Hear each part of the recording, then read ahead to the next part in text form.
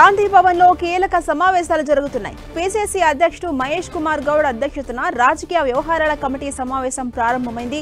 Political affairs committee meeting కు ముఖ్య అతిథిగా ఏఐసీసీ అధ్యక్షుడు ఖర్గే హాజరయ్యారు. సీఎం రేవంత్ రెడ్డి, మీనాక్షి నటరాజన్, ఉప ముఖ్యమంత్రి భట్టి విక్రమార్క సహా కాంగ్రెస్ కీలక నేతలంతా వచ్చారు. ప్రభుత్వం చేపట్టిన అభివృద్ధి సంక్షేమ పథకాలను ప్రజల్లోకి తీసుకెళ్లడం, ప్రతిపక్షాల దుష్ప్రచారాన్ని తిప్పికొట్టడం, ఇతర అంశాలపై చర్చించబోతున్నారు.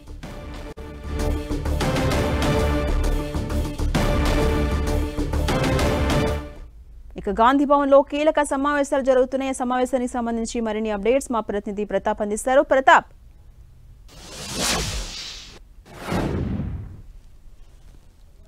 గాంధీ భవన్ వేదికగా కాంగ్రెస్ పార్టీ అత్యున్నత నిర్ణాయక మండలి కమిటీ అయిన పొలిటికల్ అఫైర్స్ కమిటీ సమావేశం ప్రారంభమైంది. సమావేశానికి ఏఐసీసీ జాతీయ అధ్యక్షుడు మల్లికార్జున ఖర్గే, అదేవిధంగా AICC general secretary KC Venugopal, ముఖ్యమైన నేతలంతా కూడా అటెండ్ కావడం జరిగింది. ముఖ్యమైన నేతలు ఈ సమావేశానికి సంబంధించి కొన్ని కీలకమైన అంశాలపైన ప్రధానంగా డిస్కషన్ చేస్తున్నారు.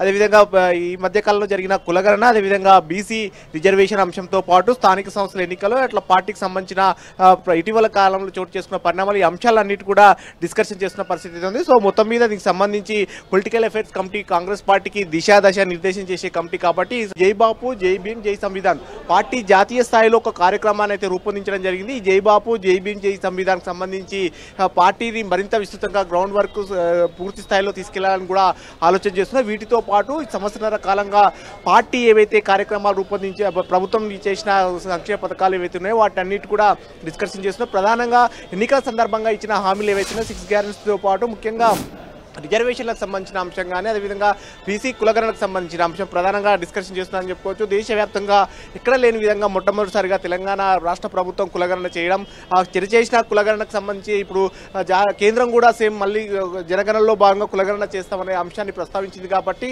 మొత్తం కాంగ్రెస్ పార్టీ జాతీయ స్థాయిలో తెలంగాణలో ఏ విధంగా అయితే కులగణన చేశారో అదేవిధంగా కులగణన చేయాలని చెప్పేసి ఒక డిమాండ్ చేస్తుంది. ఆ అంశానికి సంబంధించి కూడా పీఏసీలో డిస్కషన్ చేస్తున్నారు. పీఏసీ సమావేశంలో ఖర్గేతో పాటు ముఖ్యమైన నేతలంతా కూడా డిస్కషన్ చేస్తున్నారు. ఈ అంశానికి సంబంధించి కులగణనతో పాటు అదేవిధంగా స్థానిక సంస్థలకు సంబంధించిన అంశాన్ని కూడా ప్రధానంగా డిస్కషన్ చేస్తున్నారు. స్థానిక సంస్థల ఎన్నికల్లో కాంగ్రెస్ పార్టీ 42% రిజర్వేషన్లు ఇస్తామని చెప్పేసి ఎన్నికల సందర్భంగా హామీ ఇచ్చింది. కాబట్టి హామీకి సంబంధించిన అంశం పైన కూడా డిస్కషన్ చేసే అవకాశం ఉంటుంది. ప్రధానంగా ఒకవేళ దీనికి సంబంధించి 42% రిజర్వేషన్లకు సంబంధించిన అంశం పైన ప్రధానంగా పార్టీ నిర్ణయం, పార్టీ విధానపరమైన నిర్ణయాన్ని ఏ విధంగా తీసుకోవాలనే దానిపైన కూడా ప్రధానంగా చర్చించనున్నారు. అయితే దీనికి సంబంధించి కూడా ఇప్పటికే రాష్ట్ర ప్రభుత్వం కూడా కులగణనకు సంబంధించి చేసిన నేపథ్యంలో రిజర్వేషన్లు పెంపొందించేందుకు కూడా రాష్ట్ర ప్రభుత్వం అసెంబ్లీలో ఒక చట్టం చేసి దాన్ని గవర్నర్ ద్వారా కేంద్రానికి కూడా పంపించింది. ప్రజెంట్ గవర్నర్ నుంచి పైన ఈ చట్టం బిల్లుకు సంబంధించి రాష్ట్రపతి వద్ద పెండింగ్లో ఉన్న పరిస్థితి. ఈ నెల 10తో 3 నెలలు కంప్లీట్ అవుతుంది కాబట్టి 3 నెలల వరకు వేచి చూడాలని చెప్పేసి ఒక ధోరణితో ఉన్నారు.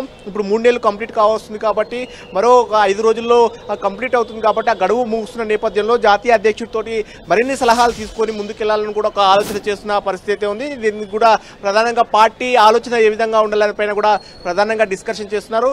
ఈ అంశానికి సంబంధించి ఒకవేళ రాష్ట్రపతి నుంచి ఇంకా పూర్తి స్థాయిలో నిర్ణయం తీసుకోకుండా అట్లే ఆశ్చర్యం జరిగితే కనుక నెక్స్ట్ ఫర్దర్గా స్టెప్ ఏ విధంగా తీసుకోవాలనే దానిపైన కూడా చర్చిస్తున్న పరిస్థితి ఉంది. ఒకవేళ కనుక రాష్ట్రపతి నిర్ణయం తీసుకొని కనుక అయితే కనుక కేరళ తమిళనాడు ప్రభుత్వం గతంలో చేసిన చట్టం ఏదైతే ఉందో బిల్లులకు సంబంధించి సుప్రీంకోర్టు ఇచ్చిన తీర్పు ఏదైతే ఉందో ఆ తీర్పు ప్రకారంగా ముందుకెళ్తే ఎలా ఉంటుందనే దానిపైన కూడా ఆలోచన చేస్తుంది. జీవోలు ఇవ్వడం కానీ ఆ తర్వాత దానికి సంబంధించి మరోసారి అసెంబ్లీ సమావేశాలు పెట్టి చేయాలా, ఏ విధంగా ముందుకెళ్లాలనే దానిపైన సంబంధించి కానీ బిల్లుకు సంబంధించి కూడా ఒకవేళ జీవో ఇచ్చినట్లయితే కనుక న్యాయస్థానాల్లో ఎలాంటి ఇబ్బందులు ఎదురవుతాయి వాటికి సంబంధించి కూడా డిస్కషన్ చేస్తుంది. ఒకవేళ ఎదురైతే కనుక పార్టీ పరంగా ఈ అంశానికి సంబంధించి ఏ విధంగా ముందుకెళ్లే దానిపైన కూడా ప్రధానంగా డిస్కషన్ చేస్తారు. సో మొత్తం మీద ఈ ప్రధానంగా ఈ అంశంతో పాటు జై బాపు, జై భీమ్, జై సంవిధాన్కి సంబంధించి ఈ అంశాన్ని కూడా మరింత విస్తృతంగా గ్రౌండ్ స్థాయి వరకు తీసుకెళ్లాల అంశానికి సంబంధించి కూడా డిస్కషన్ చేస్తున్నారు. పీఏసీలో తీసుకున్న నిర్ణయాలకు సంబంధించి నెక్స్ట్ ఎగ్జిక్యూటివ్ మీటింగ్ ఉంటుంది 12 గంటలకు. ఆ సమావేశానికి సంబంధించి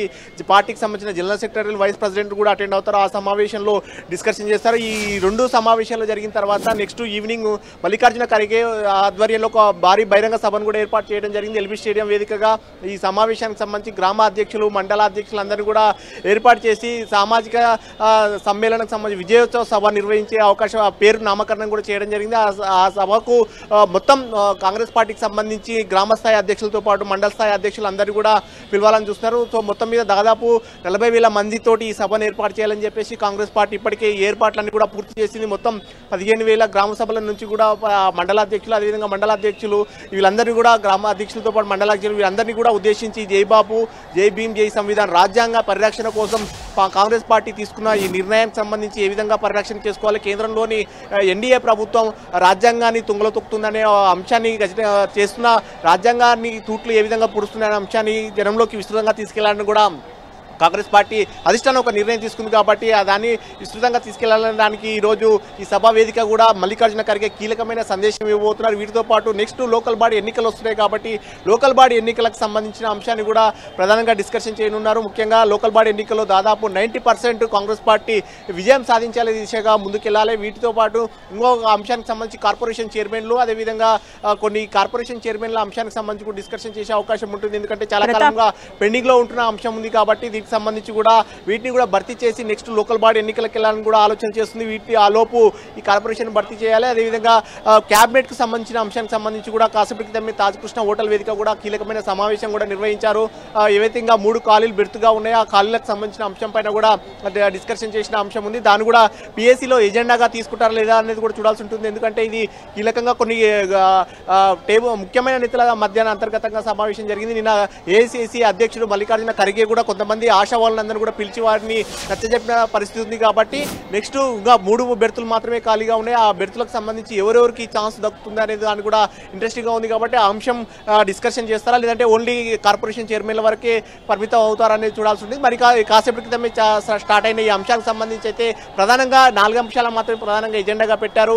జై బాపు, జై భీమ్, జై సంవిధాన్తో పాటు అదేవిధంగా కులగణన, రిజర్వేషన్, బీసీ రిజర్వేషన్ల అంశం, వీటితో పాటు స్థానిక సంస్థల ఎన్నికలు, నెక్స్ట్ జూబ్లీహిల్స్ ఉప ఎన్నిక కూడా రాబోతుంది. కాబట్టి ఈ అంశాన్ని కూడా టేకప్ చేసే అవకాశం ఉంది. వీటితో పాటు అతి ముఖ్యమైన అంశానికి సంబంధించి పార్టీ నేతల క్రమశిక్షణ విధానం కూడా డిస్కషన్ చేసే అవకాశం ఉంది. ఈ మధ్య కొంతమంది నేతలు నోరు జారుతున్న పరిస్థితి ఉంది. కాబట్టి కాంగ్రెస్ పార్టీలో స్వేచ్ఛ ఎక్కువగా ఉంటున్న నేపథ్యంలో చాలా మంది నోరు జారుతున్న పరిస్థితి ఉంది. వీటిని దృష్టిలో పెట్టుకొని కొన్ని చోట్ల ఇప్పటికే వివాదాలు చోటు చేసుకుంటున్నాయి. వాటికి సంబంధించి క్రమశిక్షణ కమిటీ డిస్కషన్ చేస్తుంది. ఇన్ఛార్జ్ మీనాక్షి దగ్గర కూడా కొన్ని అంశాలు కూడా వచ్చినాయి. కాబట్టి వీటిని కూడా దృష్టిలో పెట్టుకొని క్రమశిక్షణ దానికి సంబంధించి కూడా ఏఐసిసి అధ్యక్షుడు ఒక దిశానిర్దేశం చేసే అవకాశం అయితే ఉందని చెప్పొచ్చు. Right, thank you Pratap.